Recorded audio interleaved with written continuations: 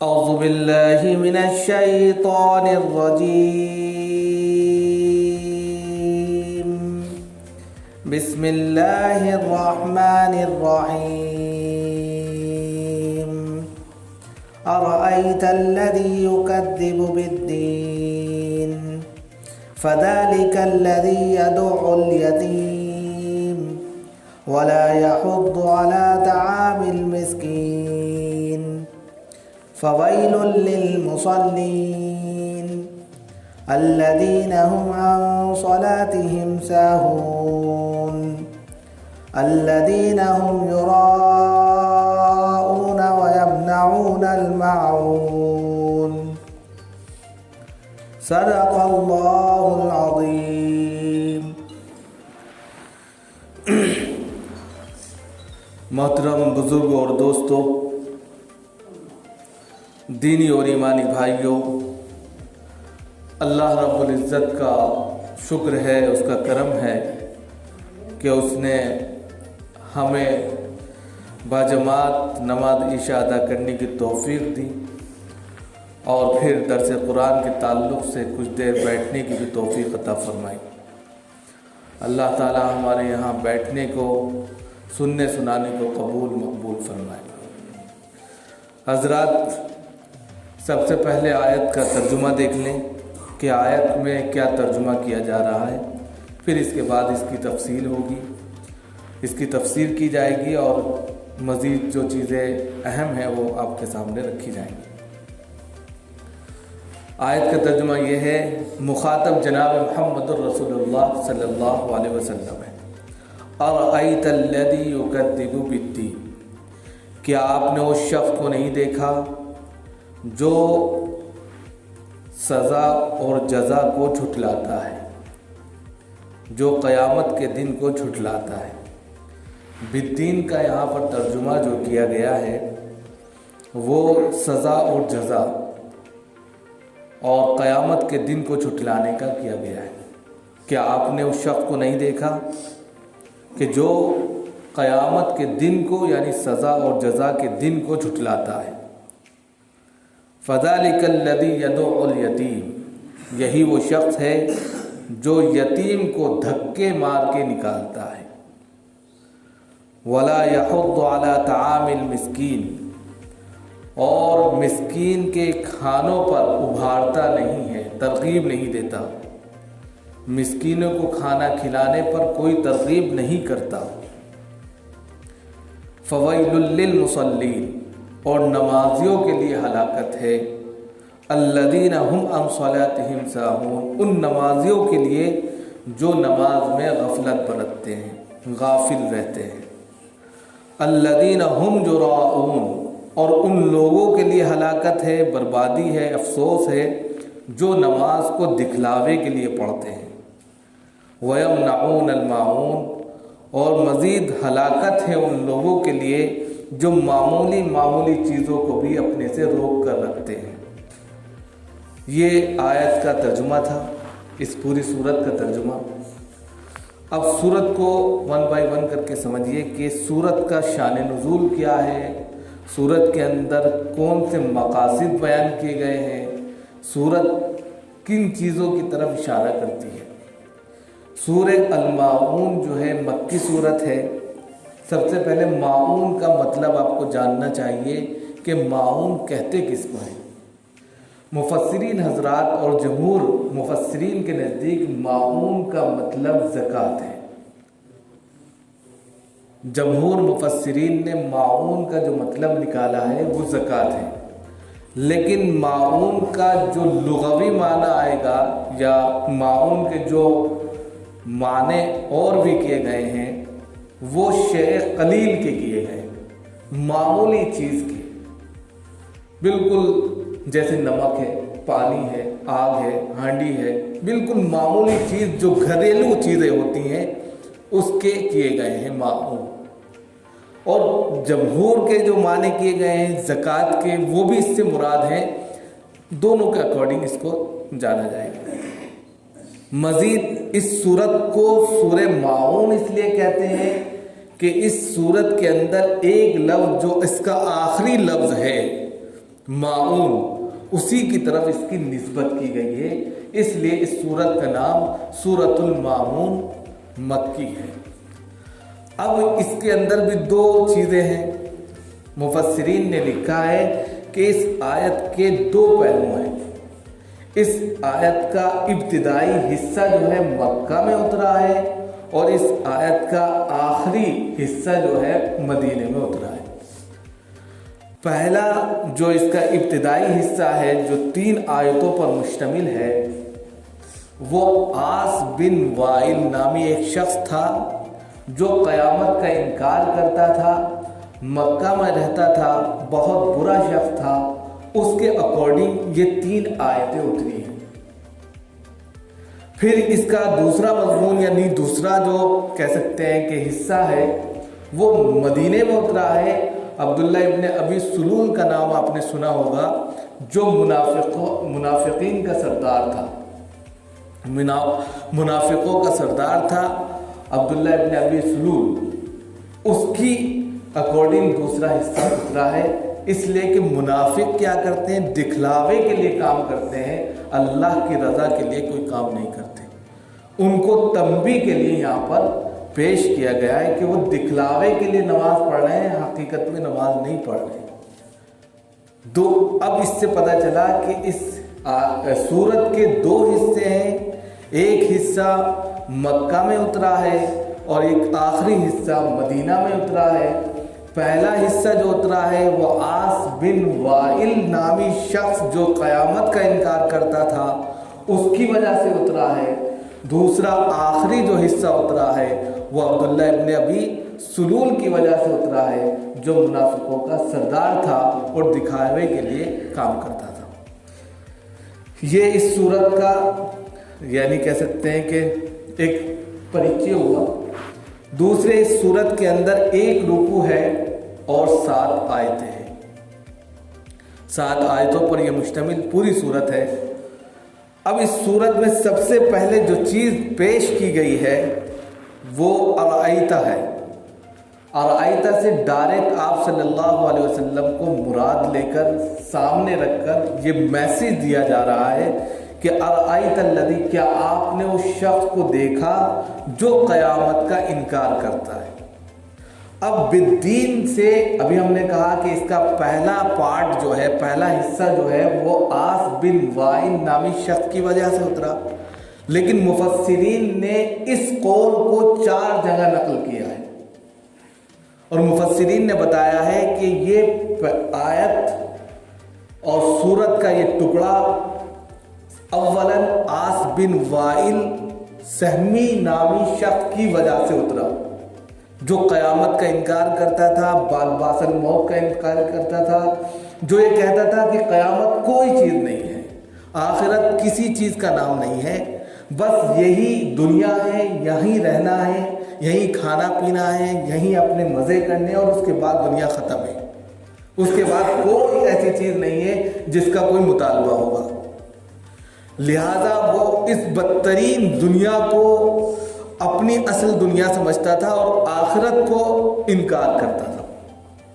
एक तो ये। फिर दूसरा जो लफ्ज़ इसके लिए कहा गया है कि वलीद बिन मुगीरा के लिए ये आयत उतरी है। दूसरी तफसीर मुफस्सिरीन ने लिखी है कि वलीद बिन मुगीरा वो भी क़यामत का इनकार करता था और यौम जज़ा का इनकार करता था, यानी कि वो ये कहता था कि कोई सवाल जवाब नहीं होगा।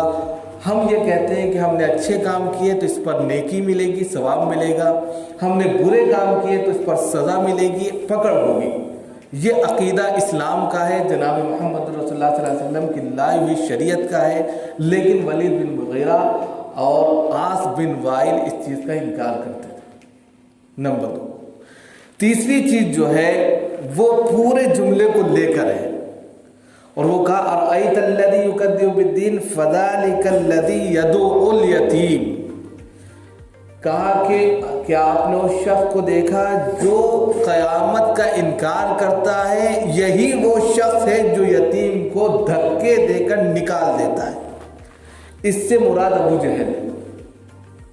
तीसरी जो तफसीर आई है اس میں کیا بتایا گیا؟ اس سے مراد ابو جہل. واقعہ کیا تھا کہ ابو جہل کی سرپرستی میں ایک یتیم بچہ تھا.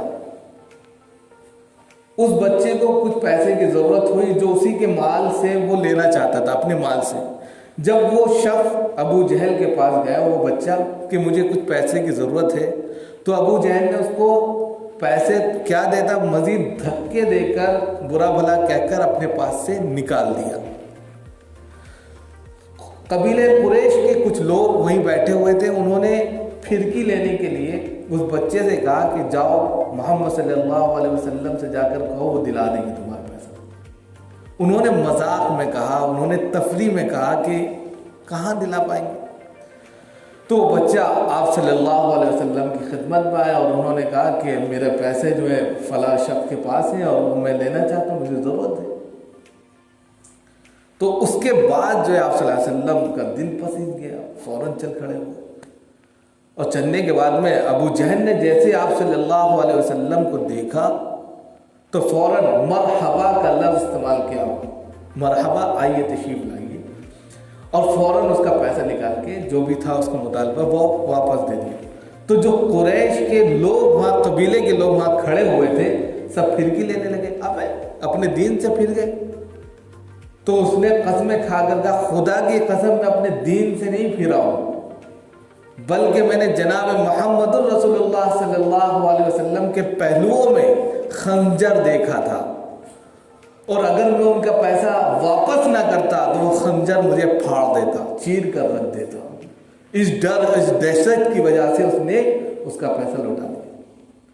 یہ 3 تفسیریں ہوئیں. اور چوتھی تفسیر جو ہے اس کی، وہ یہ کہتے ہیں کہ کسی کے لیے یہ خاص نہیں ہے، بلکہ ہر اس شخص کے لیے خاص ہے جو بھی قیامت کا انکار کرتا ہے. لاسٹ میں ایک عام میسیج یہاں پر دیا جا رہا ہے، یعنی ہر وہ شخص، کوئی بھی ہو روئے زمین پر، کبھی بھی ہو، کہیں بھی ہو، اگر وہ قیامت کا انکار کرتا ہے، یوم جزا کا انکار کرتا ہے، sustainer of the day of judgment کا انکار کرتا ہے، اللہ جو قیامت کے دن کا مالک ہے اور اس دن کے انکار کرتا ہے، تو وہ شخص اس سے مراد ہے کہ آپ نے اس کو دیکھا کہ وہ قیامت کا انکار کرتا ہے، تو اس کے اکارڈنگ ترجمہ یہ ہوگا کہ اس کے اخلاقی پہلو اتنے بدترین ہو جائیں گے کہ وہ یتیموں پر، جن پر ہاتھ رکھنا چاہیے، جن کی مدد کرنی چاہیے، ایسے بھی ان کو بھی وہ دھکے دے کر نکال دے گا. گویا کہ اس کا کریکٹر لوس ہو جائے گا، اخلاقی پہلو سے بھی وہ بالکل مٹیا میل ہو جائے گا. پھر اس کا ترجمہ یہ ہوگا. اور مزید اس کے اخلاق اتنے بدترین ہوں گے، وَلَا يَحُضُّ عَلَىٰ طَعَامِ الْمِسْكِينِ، خود تو کیا کھلائے گا، وہ 2 پیسے دوسروں کو کیا خود دیتا، مزید دوسروں کو وہ تلقین بھی نہیں کرے گا، ابھارے گا بھی نہیں کہ بھیا غریب ہے، مسکین ہے، یتیم ہے، اس کو کچھ کھانے کو کھلا دو. یعنی وہ خود تو دے ہی نہیں رہا ہے، مزید وہ جو ہے وَلَا يَحُضُّ عَلَىٰ طَعَامِ الْمِسْكِينِ، مسکینوں کو کھانا کھلانے پر ترغیب بھی نہیں دے گا کہ بھائی میں نہیں کھلا پا رہا ہے تو آپ ہی کھلا دو، ایسا بھی نہیں کرے گا. تو وَلَا يَحُضُّ، ابھارنا، ترغیب دینا. یعنی اس کا پھر تیسرا کریکٹر یہ نکل کر آئے گا کہ جب وہ قیامت کا انکار کرے گا، انکار کرنے کی صورت میں وہ جو ہے، یعنی کہ اس کا اخلاقی پہلو اتنا گر جائے گا کہ وہ یتیموں کے ساتھ میں بدترین سلوک کرے گا. مزید جو مسکین ہے، مسکین کا لفظ یہاں پر استعمال کیا گیا سناٹے کی معنی میں آتا ہے. مسکین، فقیر اس کو کہتے ہیں جس کے پاس 1-2 وقت کا کھانا ہو، لیکن مسکین اس کو کہتے ہیں جس کے پاس 1 وقت کا بھی کھانا نہ ہو. وہ لفظ یہاں پر استعمال کیا اللہ رب العزت کہ مسکین کو بھی وہ کھانا دینے کی ترغیب نہیں کرے گا، خود تو کیا کھلائے گا. تو یہ 3 آیتیں جو تھیں، یہ گویا کہ کفار مکہ کی اولین وہ چیزیں بتلائی گئیں جو ان کے اندر برائی موجود تھی. ان کے اندر کفار مکہ کے یا کفار کے ان پہلوؤں کو اجاگر کیا گیا ہے جس میں وہ ملوث تھے، کہ کفار دراصل جو ہے ان چیزوں کا شکار تھے. یہی اس کا مرکزی مضمون بھی مانا گیا ہے. اس سورت کے 2 مرکزی مضمون ہیں. ایک کفار ہے اور دوسرے منافق ہیں۔ پہلا مرکزی مضمون یہی ہے کہ کفار مکہ اتنے بدترین تھے اپنے اخلاقی پہلو کے اعتبار سے، اپنی ذہنیت کے اعتبار سے، اپنی عقل کے اعتبار سے، کہ وہ اللہ کا انکار ہی نہیں کرتے تھے بلکہ روئے زمین پر بسنے والی انسانیت کو بھی وہ نگلیکٹ کرتے تھے اور ان کے ساتھ میں بدترین سلوک کرتے تھے۔ لہذا اسلام جب آیا تو اسلام نے ایک دوسرے کو بھائی بھائی بنایا، گلے سے لگایا، اور اس نے کہا کہ غریبوں کا الگ حق ہے۔ اور پھر اس کو قرآن نے کہا ہے وَآتُوا الْيَتَامَى أَمْوَالَهُمْ وَلَا تَتَبَدَّلُوا الْخَبِيثَ بِالطَّيِّبِ وَلَا تَأْكُلُوا أَمْوَالَهُمْ إِلَىٰ أَمْوَالِكُمْ إِنَّهُ كَانَ حُبًّا كَبِيرًا۔ ایک جگہ یتیم کے مال کو کیا کہا کہ یتیموں کا جو مال ہے وہ دے دو، مزید خراب مال سے اچھے مال کو تبدیل مت کرو، اور ان کے مال کو اپنے مال میں ملا کر مت کھاؤ۔ وَلَا تَأْكُلُوا أَمْوَالَهُمْ إِلَىٰ أَمْوَالِكُمْ، کہ اپنے مال میں مس کر لیا اور کھانا پینا شروع کر دیا۔ إِنَّهُ كَانَ حُبًّا كَبِيرًا۔ اس لیے بالکل صاف لفظوں میں ان کو تنبیہ کی گئی۔ اسلام یہ آیا اور اسلام نے یہاں پر یہ فائدہ پہنچایا کہ اسلام یہ کہتا ہے کہ ہر اعتبار سے یتیموں کا، مسکینوں کا، بیواؤں کا اور جو بے سہارا ہے ان کا ساتھ دیا جائے، ان کے ساتھ میں ہمدردی رکھی جائے اور ان کو جتنا بھی ہو سکے مدد فراہم کی جائے۔ یہ مضمون جو تھا یہ کفار سے تھا۔ اب یہاں سے دوسرا مضمون شروع ہو رہا ہے فویل للمصلین۔ فویل للمصلین میں سب سے پہلے جو مخاطب ہے یہاں پر منافق ہے، اور یہاں پر سب سے پہلے کہا گیا بربادی ہو، ہلاکت ہو۔ ویل کہتے ہیں بربادی کو، ہلاکت کو ان لوگوں کے لیے جو نماز پڑھتے ہیں، یعنی مسلین نمازیوں کے لیے بربادی کہی گئی۔ اب کن لوگوں کے لیے نمازیوں کے لیے بربادی کہی؟ الذین هم عن صلاتهم ساہون۔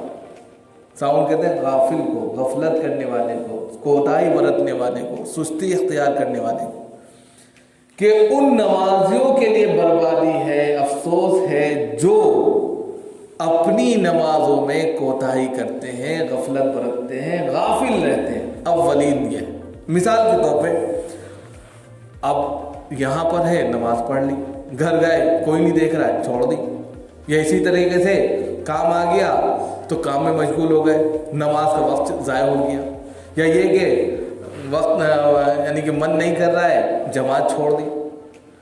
بے کسی کہہ سکتے عذر کے نماز کو چھوڑنا، جماعت کے ساتھ نماز نہ پڑھنا، وقت کو قضا کر دینا، ادھر ادھر ٹہلتے رہنا، کوئی لاپرواہی کی نظر نماز کو کر دینا، ان کے لیے ساری چیزیں کہی جا رہی کہ وہ لوگ جو نماز سے غفلت برتتے ہیں۔ اور پھر دوسرے کیا کہا ہے؟ الذین هم یراؤن، اور وہ لوگ جو نماز میں دکھاوا کرتے ہیں۔ اب نماز میں دکھاوا کیسا ہے؟ حدیث میں آتا ہے کہ ایک شخص، حضرت ابو سعید خدری سے روایت ہے کہ ہم لوگ جو ہے بیٹھے ہوئے تھے حلقہ لگائے، اور آپ صلی اللہ علیہ وسلم نے پوچھا بھیا کیا کر رہے؟ کہا کہ ہم مسیح دجال کا تذکرہ کر رہے ہیں۔ کہنا کہ اس سے بھی خطرناک چیز بتائیں کہ جی بتائیے، کہ وہ ہے شرک خفی۔ کہ شرک خفی کیا ہوتا ہے؟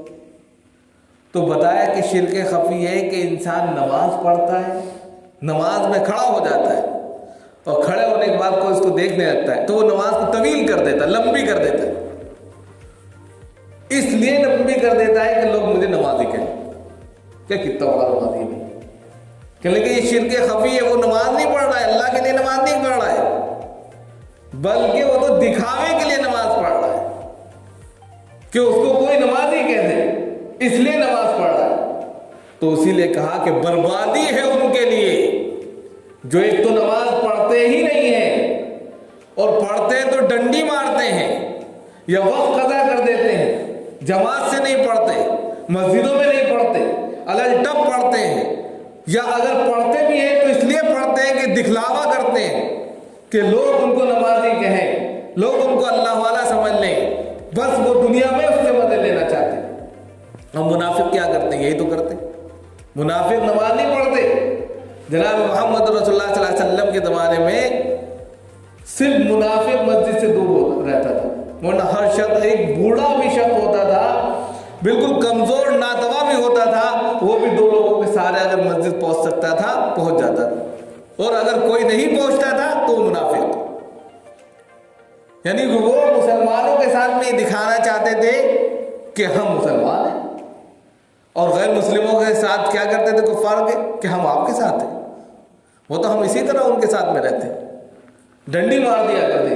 اسی پر تنبیہ کی گئی ہے کہ وہ دکھلاوا کرتے ہیں، حقیقت میں ان کا کوئی ایسا عمل نہیں ہے کہ وہ جو ہے آپ کے ساتھ ہو. اور پھر ان کا آخری عمل جو بتلایا وہ بدترین بتلایا کہ منافق جب یہ عمل کرتا ہے تو اس کا اثر کیا ہوتا ہے، نتیجہ برآمد کیا ہوتا ہے. وہ کہا وَيَمْنَعُونَ الْمَاعُونَ، چھوٹی چھوٹی معمولی چیزوں کو بھی روک لیتا ہے. یعنی پھر وہ بخیلی کرتا ہے، کنجوسی کرتا ہے. مثال کے طور پہ معمولی چیز کیا ہے، گھر میں آگ جل رہی ہے، پہلے آگ سے آگ جلائی جاتی تھی، اب تو گیس آ گئے.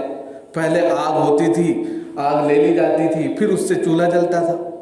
نمک ختم ہو گیا، بھیا کسی نے مانگ لیا.